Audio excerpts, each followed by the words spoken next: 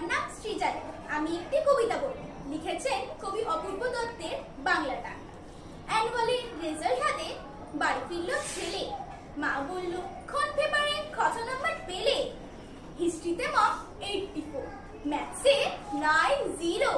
মা বলল fantastic, just like a hero. সায়েন্সে dad not so fair, only 69।